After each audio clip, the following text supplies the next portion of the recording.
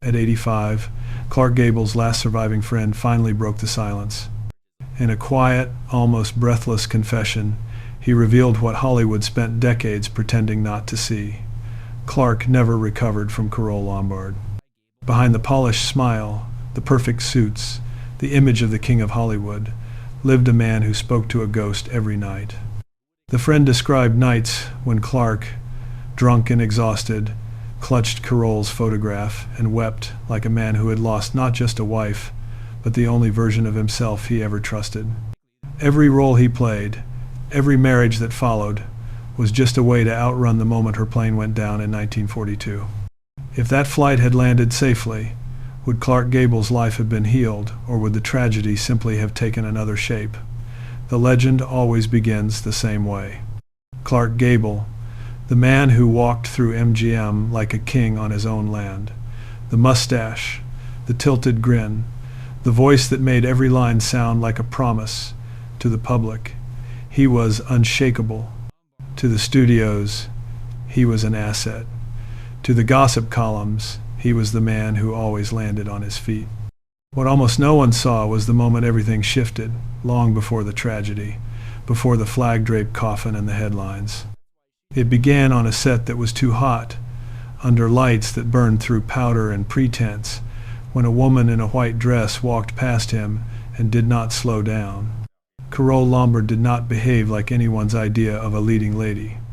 She swore like a teamster, laughed too loud, tripped over cables, and got back up without waiting for a hand. When she first worked with Clark, crew members expected sparks of the usual kind: flirtation, tension, ego. Instead, what they noticed was something quieter, stranger. He listened when she spoke. He almost never did that with anyone. The friend who would one day sit at 85 and tell this story remembers those early days clearly. He was a young assistant then, running coffee, coiling cables, invisible in the way that young men without power always are. Invisible, but watching. He saw how Clark arrived on set, with his armor already polished. The jokes, the easy charm, the practiced distance. He also saw how, around Carole, that distance began to slip. She teased him in front of the crew, knocked his myth sideways. "Careful, Gable shed, say," brushing lint off his jacket. "The world might realize you're human." The first time she said it, everyone froze, waiting for his temper. Instead, he laughed, genuinely, his shoulders dropping as if someone had finally let air into a sealed room. To the studio, they were a gold mine. Two beautiful faces, one king, one queen, a romance that could be packaged, posed, sold. Publicists staged photographs of them on horseback, on red carpets, under chandeliers. Headlines called them Hollywood's happiest couple. The illusion was perfect. Two stars whose love seemed as effortless as their on-screen chemistry. But illusions require constant maintenance. Behind the promotional stills and rehearsed answers, there were things the cameras never captured. Long days when Carole waited alone in a trailer because Clark was locked in meetings, arguing about contracts and image. Nights when he sat in silence, staring at a script he already knew, as if the lines were a wall he could hide behind. The friend remembers walking onto the soundstage late one evening. Most of the crew had gone. The set was half in darkness. Clark stood alone by a doorway built to resemble some distant city, still in costume, tie loosened, his hands buried in his pockets. Carole was on a staircase a few feet above him, barefoot now, shoes dangling from one hand. They were not touching. They were not even looking at each other. And yet the space between them felt full, as if some invisible conversation was happening without words. "You ever get tired of being him?" she asked, light but not joking. "Who?" he replied. "Clark Gable," she said, rolling his name around like a line she didn't quite believe. "The man the world thinks you are." The friend never forgot the way his face tightened for just a second, as if she had pressed a bruise. "Some days," Clark answered, "it'd give anything to be nobody." It was a small moment. No tears, no drama, no music swelling. But for the man watching from the shadows, it was the first crack in the statue. The king wanted to disappear. And the only person he could admit it to was the woman who refused to be impressed by him. Marriage did not fix the fragility beneath the glamour. It only made the illusion more convincing. Their wedding photographs showed laughter, champagne, certainty. Carole leaning into him like a woman who had found home. Clark holding her with a protectiveness that could be mistaken for control. The public saw the fairy tale. The studios saw a brand. Only the people closest to them saw how much work it took to keep that fairy tale from collapsing under the weight of real life. Carole, for all her bravado, understood the cost of fame. She had been the punchline and the headline, the dizzy blonde who was secretly smarter than most of the men writing her dialogue. She knew that Hollywood loved a love story almost as much as it loved a downfall, so she protected what she and Clark had in the only way she knew how, by turning it into a private joke. When reporters asked why their marriage seemed so perfect, she would grin and say, "Because I am the only one allowed to yell at him." People laughed. They thought it was just wit.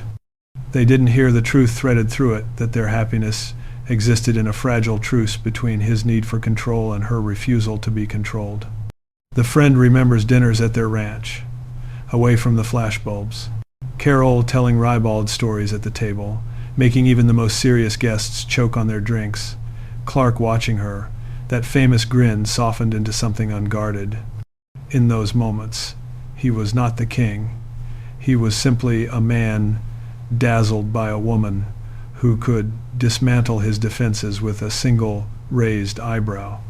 But beneath the laughter, there were shadows that even Carole could not chase away. Clark carried a history of failed marriages, of poverty and humiliation, of years spent being judged for his teeth, his ears, his everything before anyone looked at his talent. Fame had not healed those old wounds. It had only hidden them under better lighting. Carole saw the boy inside the legend, the one terrified of not being enough, of losing everything as quickly as he had gained it. She teased him when he retreated behind his persona. She called him Pa, mocking his gruff authority. When he sulked, she refused to soothe him in front of others, saving tenderness for the quiet, unlit corners of their life. The friend remembers one evening when the war was already in the air, long before enlistment papers and recruitment posters. They were sitting on the porch, the sky bruised with the last light of day. A radio inside muttered news of Europe, of bombs and borders. Clark smoked in silence. Carole watched him, her feet curled under her. "You're going to go," she said finally. He didn't answer. "You think you owe them something," she continued. "The fans, the country, the kid you used to be." He stared at the horizon. "Maybe I do." She smiled, but her eyes were not amused. "Just don't forget you owe something to the people who'll still be here when the cameras find a new hero." He looked at her then, really looked, as if trying to memorize her face in a way no photograph ever could. The friend would later say that in that split second, before Clark forced the conversation back into jokes and deflections, he saw pure fear in the man's eyes, not of war, not of death, of loss. To the outside world, those were years of triumph. Bigger roles, bigger paychecks, bigger legends. The king of Hollywood beside the queen of screwball comedy, a pair that looked untouchable. Magazines framed them as proof that true love could survive the brutal machinery of fame. The truth, the friend now admits, was far more delicate. Their love was not a fortress. It was a balancing act, two strong-willed people walking a wire strung between public expectation and private need. Every joke she made at his expense, every eye roll, every shared glance when the press said something especially absurd, was part of the same unspoken pact. As long as they could laugh together, the world could not break them. What no one grasped then, not even the people closest to them, was how thin that wire really was and how quickly the wind would change. The first thing the friend remembers is the silence, not the headlines, not the telegram, not even the way the studio tried to soften the words. It was the way the sound dropped out of the room when someone finally said, "The plane went down." It was the way Clark didn't move, didn't speak, didn't blink, as if some part of him had heard those words long before anyone said them and had been waiting for the moment they became real. In the days that followed, the world saw a man shattered in public. Photographs of Clark at the crash site, his face pale and rigid, his shoulders hunched against the wind and the cameras. People said it was the first time they saw him without the armor of his star persona. They called it raw grief, tragic love, another chapter in the legend. The friend saw something different. He saw a man who looked disturbingly empty. He didn't cry, the friend recalls. Not at first, not the way you'd expect. It was like head left his body and the rest of him was just going through the motions. The funeral, the condolences, the hands on his shoulders, the rehearsed phrases people use when they have nothing to offer but noise. The tears came later, when no one was watching. At night, the ranch became a different place. During the day, there were people everywhere, handlers, studio men, friends trying to be helpful, trying not to stare at the untouched chair on the porch where Carole used to sit.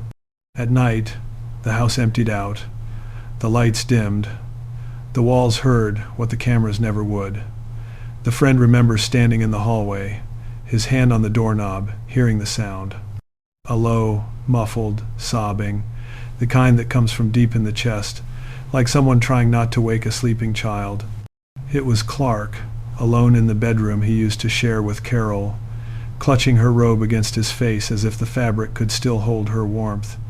He wasn't crying like a movie star, the friend says quietly. He was crying like a man who realized there was nothing he could fix.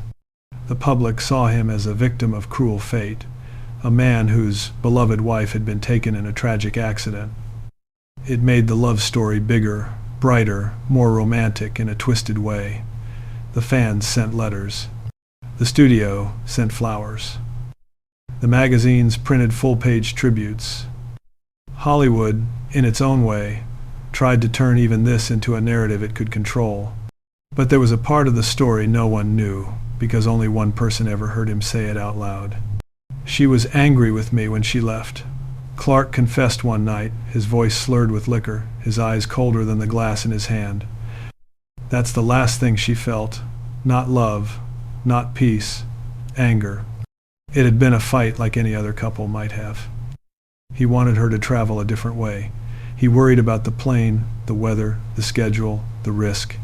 She, stubborn and independent as always, refused to be managed, refused to be handled like a fragile prop in someone else's scene. Words were thrown. Doors closed a little too hard. Pride stepped into the space where tenderness should have been.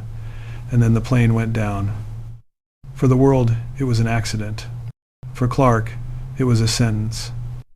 He began to move through life like a man who believed he had forfeited his right to happiness. The friend describes it as a kind of quiet self-punishment, masked as patriotism, masked as duty. When Clark enlisted, people praised his courage. They said it proved he was more than just a face on a poster. They said he was honoring Carole, who had been a fierce supporter of the war effort. The friend knew better. He didn't go to feel brave, he says. He went because he didn't know how to live in a world where she was dead and he was still breathing. It was like he was trying to walk as close to death as possible without actually asking for it. On base, away from the cameras, the king of Hollywood became just another man in uniform. He flew missions, followed orders, took risks that made even seasoned pilots uneasy. The friend received letters now and then, written in a hand that looked more tired with each passing month. They were rarely about the war. They were about her, he recalls, always her. He'd describe a cloud formation and say it looked like a dress she wore once, or he'd talk about the way the engine sounded and then switch mid-sentence to the sound of her laughter. It was like his mind couldn't separate the danger he was in from the danger shed already faced. When the war ended and Clark came home, the world expected a triumphant return. Another story arc completed. The hero survives. The star goes back to the studio lot, older, wiser, more compelling than ever. The cameras were ready. The scripts were waiting. The machine was prepared to welcome him back and fold his grief into the myth. What no one accounted for was how much of him had stayed behind. The friend met him at the ranch not long after his return. The house looked the same from the outside, but the energy was wrong.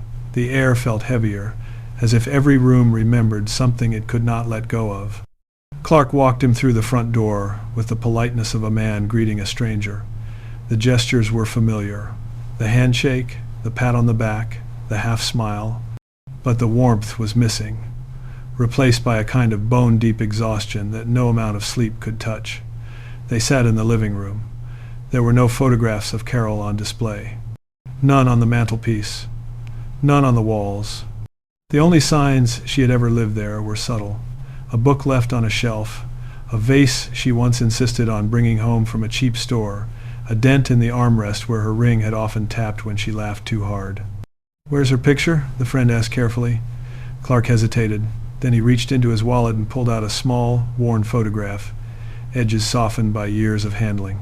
Carole, mid-laugh, eyes narrowed, hair blown back by the wind, alive in a way no still image should be. "She stays here now," he said, tapping the leather. Less chance of them using her for a story.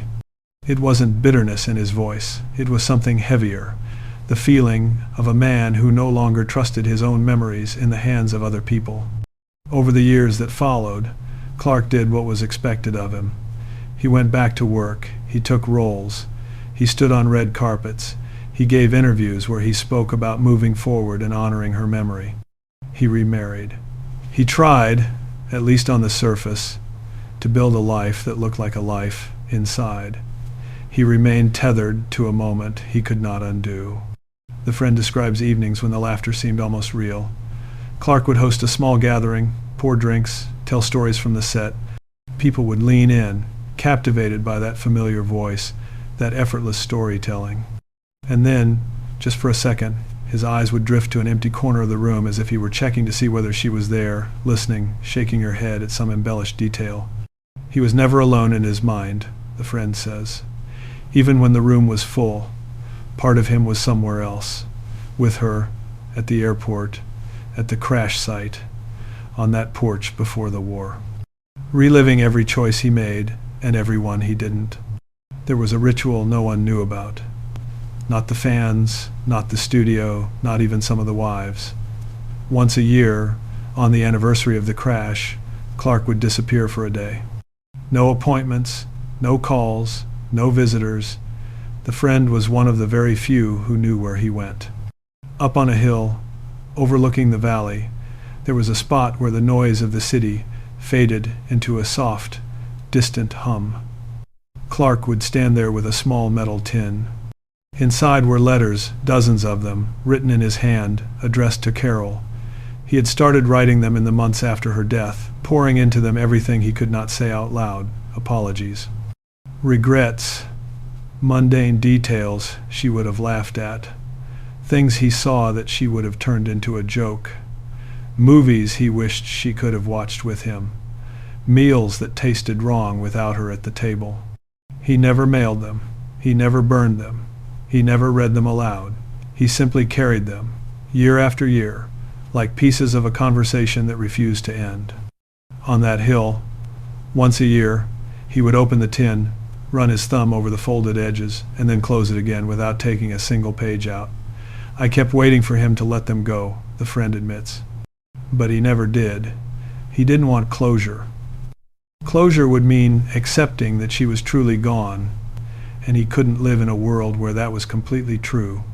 To the world, Clark Gable's grief became a part of his image, the tragic widower, the man who had loved and lost. It added a depth to his performances people praised. Critics said he had matured emotionally, that his work carried a new weight. They didn't understand they were admiring the residue of a wound that never stopped bleeding. The hidden truth was simpler and much crueler. He did not want to heal. Healing would have required forgiveness of fate, of himself, of the last words spoken in anger before Carole boarded that plane. He could not, or would not, grant it. So he chose instead to live in a liminal space, halfway between the man the world needed him to be and the man who had died with her that night over the Nevada mountains. He built a career on playing men who moved on, the friend says. But when the camera stopped, he was still standing in 1942.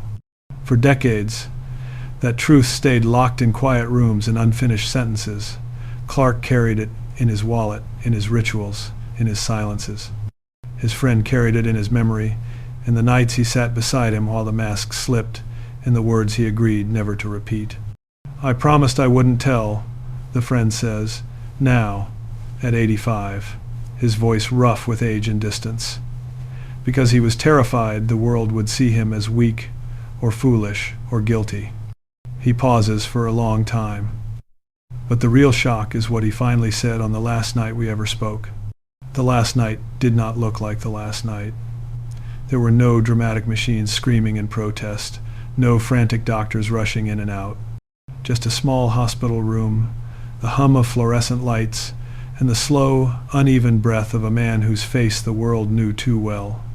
The friend was sitting in a plastic chair by the window when Clark stirred.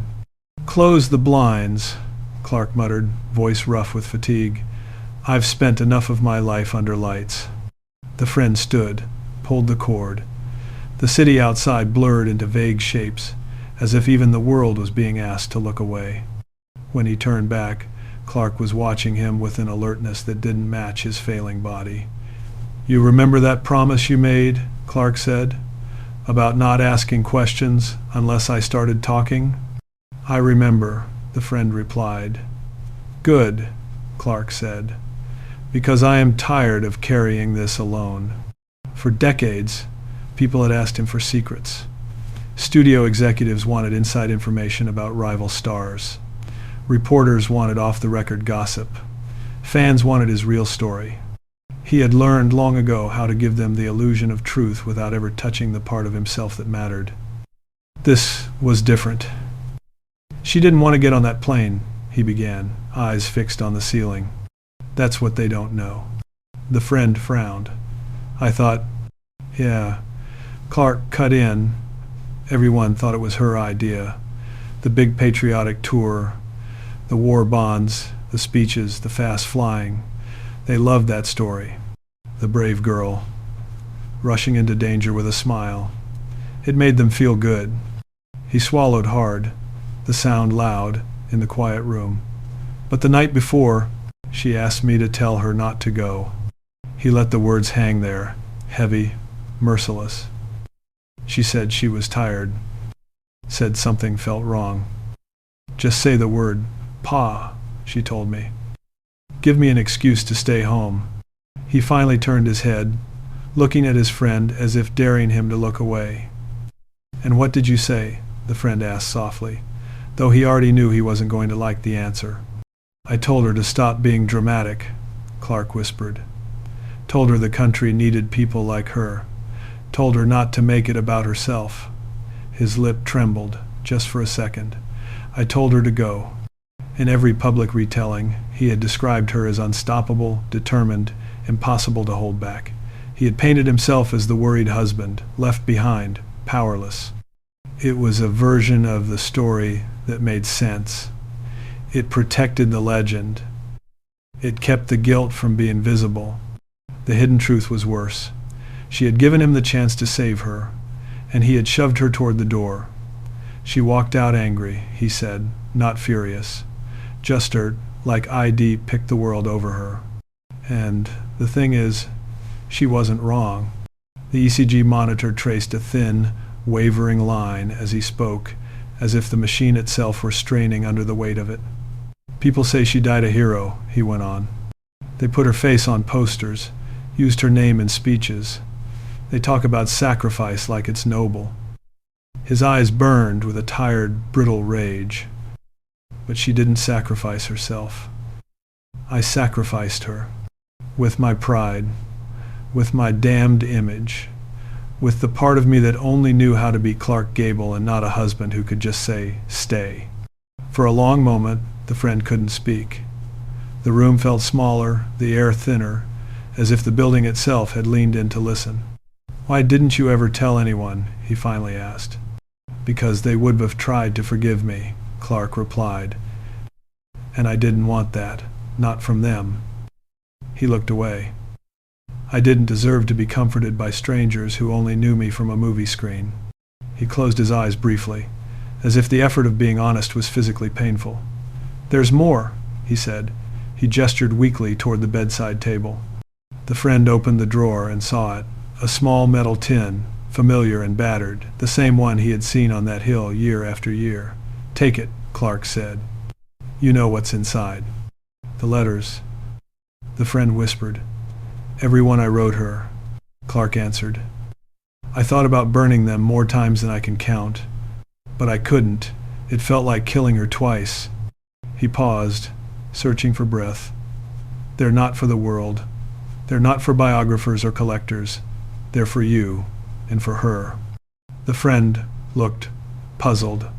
"For me?" "I need you to do something when I am gone," Clark said. "Something I couldn't trust anyone else with." He waited until his friend was sitting again, tin in his hands like a weight from another lifetime. "Take them to her," Clark whispered. "Not to the grave the fans visit, to the place we used to talk about, the hill east of the highway, you remember." The friend nodded, tears burning behind his eyes. "Bury them there," Clark continued. "Don't read them. Don't show them.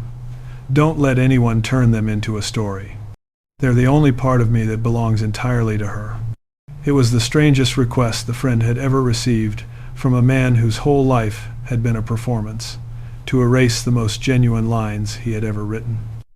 "Why tell me this now?" the friend asked. "Why carry it all these years, if you were just going to send it into the ground?" Clark's mouth twitched into something that might once have been a smile. "Because secrets grow heavy," he said. "Heavier than fame, heavier than regret. I needed someone else to feel the weight, just for a moment, so I could put it down." He looked suddenly older than his age, stripped of charm, of legend, of every layer the studios had glued onto him. "There's one more thing," he added quietly, "and it's the part I am most ashamed of." The friend braced himself. "I never loved anyone after her," Clark said. "Not really. I cared. I tried. I did my duty. But every time I looked at a woman, I saw the space where Carole should have been. I let people believe I moved on. I let them build marriages and stories around a man who had already stopped living. That wasn't fair to them, or to me." The confession was not loud, not dramatic. It was almost flat, delivered with the calm of a man who had finally run out of ways to lie. "So when they talk about my great romances," he finished, "they're wrong. I only had one, and I ruined it." The friend wanted to argue, to say that he hadn't known, that he couldn't have predicted the storm, that no one could carry that kind of blame for a lifetime. But the look in Clark's eyes made it clear. This was not a man asking for absolution. This was a man cataloging his own sentence. "If you ever talk about me," Clark said, voice fading, "don't tell them I was brave. Don't tell them I was noble. Just tell them I was a coward one night when it mattered, and I spent the rest of my life trying to pretend I wasn't." The machines continued their quiet work. A nurse opened the door, checked a chart, and left, unaware that an entire mythology had just been rearranged in a few hushed sentences. The friend sat there, the tin of letters cold in his hands, knowing that the man in the bed was not just saying goodbye to life, but to the version of himself the world would forever worship. "He chose the silence," the friend says, now, so many years later. "He chose to let the world keep its king, and to keep his guilt as his only crown." In the end, the story the world kept was the easy one. Clark Gable, the king of Hollywood, the grieving widower, the man whose heart was buried with Carole Lombard. It was a clean narrative, simple enough to fit into headlines and biographies. A man loves. A man loses. A man goes on. Tragic, but tidy. The truth that his closest friend carried was not tidy at all. It was the image of a husband who told his wife to go when she wanted to stay. A man who chose his public duty over a private instinct. A man who spent the rest of his life performing strength while privately refusing to forgive himself for a single night's conversation. Hollywood turned their love into a legend. Posters, documentaries, coffee table books, slow pans across black and white photographs. People pointed to them as proof that even in a ruthless town, real love could exist. They rarely stopped to ask what it costs a person to be turned into a symbol. Clark paid that price in silence. He showed up to sets, hit his marks, delivered the lines that made audiences sigh. He shook hands, signed autographs, posed with women he could never truly see. Each applause was an echo off a closed room, a room only he and Carole ever occupied. He let the world believe he had healed because that belief was more comfortable than the alternative. The letters in the metal tin, buried where no camera will ever find them, are the closest thing to the man behind the myth. Not the hero, not the king, not the tragic icon. Just a human being who made a choice and could not bear its weight. There is a quiet kind of cruelty in the stories we tell about other people's pain. We like our grief cinematic, our love grand, our endings meaningful. We call it fate, destiny, sacrifice, words that make suffering sound noble instead of arbitrary and unbearable. But somewhere between the posters and the praise lies a smaller, sharper truth. Sometimes the greatest tragedies are not accidents or disasters, but the moments when we refuse to listen to the people we love. Clark Gable will always belong to history. Carole Lombard will always belong to the sky she never came back from. The question that remains is ours, not theirs. How many times have we told someone to go when what they were really asking for was a reason to stay?